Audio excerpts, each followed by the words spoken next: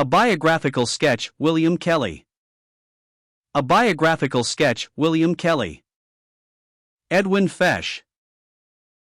Some years ago I was invited to take away what books I chose from a deceased brother's library. I selected a complete set of the Bible Treasury from 1856 to early in this century. A collector's item indeed. Later I handed the volumes to a friend who happened to be a Kelly buff.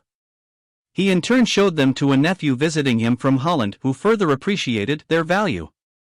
The nephew took them back with him to Europe where they were photographically reduced and printed on thin paper so that 4 years of publication could be condensed into one volume. The resulting small print became hopeless for this reader's eyes. For over 50 years this magazine was edited by William Kelly. The bound volumes are now again procurable. In its day the Bible Treasury was appreciated by such reputable scholars as Dean Alford. An archdeacon referred to Mr. Kelly's magazine as the only religious magazine worth reading. Most of Kelly's expositions of the books of the Bible, it is claimed that he wrote on every book in the inspired canon, first appeared in serial form in the Bible Treasury. Fortunately, all of these noted expositions were published in books. Since most have long been out of print, they also are being reproduced, especially by the Letters of the Serious Christian, a committee that republishes what it considers the cream of brethren writings. The first introduction to Kelly's works to come this writer's way was his large volume on the Revelation. Contemporary with Kelly, the 4 volumes of Ori Apocalyptici were published by Prebendary Eliot, an Anglican who was perhaps the most able exponent of the historical school of interpretation. Both authors were acquainted with each other's expositions of the Revelation. It has been interesting to read the criticisms that each of these learned men has for the other's position. Eliot could not appreciate Kelly's application of Revelation chapter 2 and 3 to deal with 1900 years of history and chapters 4 to 19 to take up only 7 years, Daniel's 70th week. Mr. Kelly was perhaps the most erudite of all the chief men among the brethren. His library of 15,000 volumes was bequeathed to the city of Middlesbrough, England. It still remains in the library there. Kelly lived when German higher criticism of the scriptures had peaked. To such Kelly proved to be a timely and formidable foe. However, he was just as severe with his own assembly connections. One writes that his sarcasm was the searching rapier of applied truth. In scanning the lives of the early leaders of the Brethren movement, we are struck with the longevity most were granted. We are thus reminded of a spiritual principle that cannot be ignored, but godliness is profitable unto all things, having promise of the life that now is, and of that which is to come, 1 Timothy 4 verse 8. William Kelly was no exception to this rule. He was put to sleep by Jesus March 27, 1906, in his 85th year.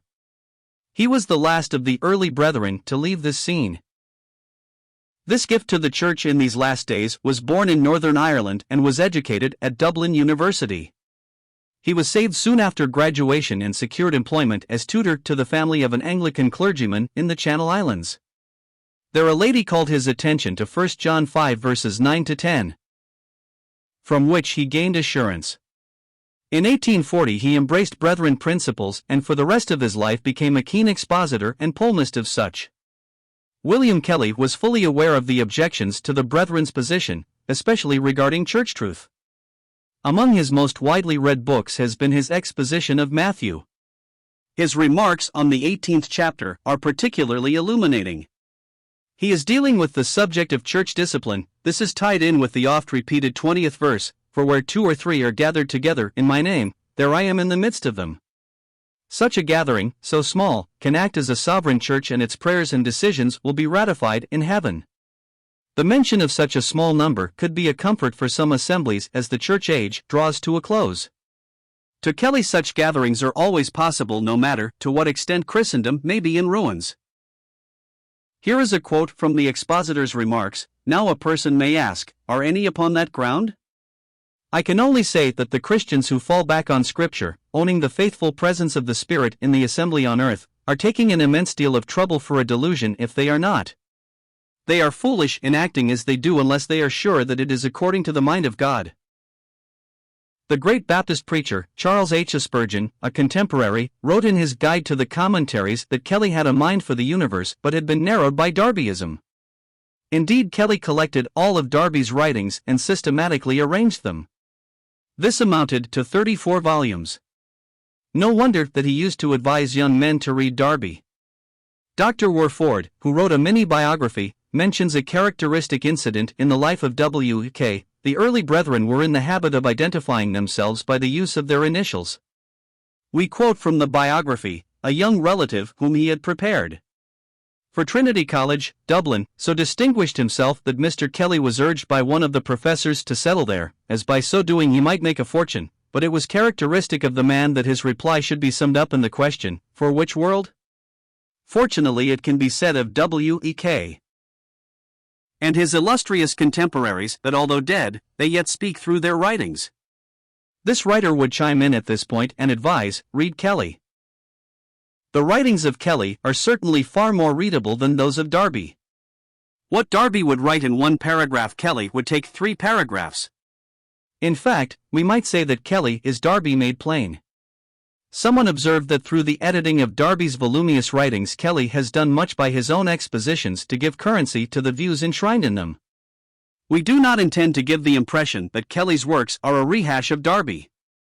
Indeed, Kelly's writings are the result of his own matured thinking, and when he contends for the faith, as he often does, his polemics are of a forbidding caliber. He was certainly widely read by the leading churchmen of the Victorian era. In 1884, William Kelly severed himself from hardcore exclusivism. He now had the opprobrium, or honor, of a group of assemblies named after him. Victims themselves of, and protesters against, authoritarianism, they have pursued a more healthy respect for evangelism and the autonomy of the local meeting. We understand through their missionary endeavors they are well represented in Egypt. Mr. Code remarks about the present-day Kelly groups, it is little wonder that the basis of their church principles has become so rarefied that few can understand it. At this late date, new problems have arisen that cannot be solved by harking back to the past. We need each other.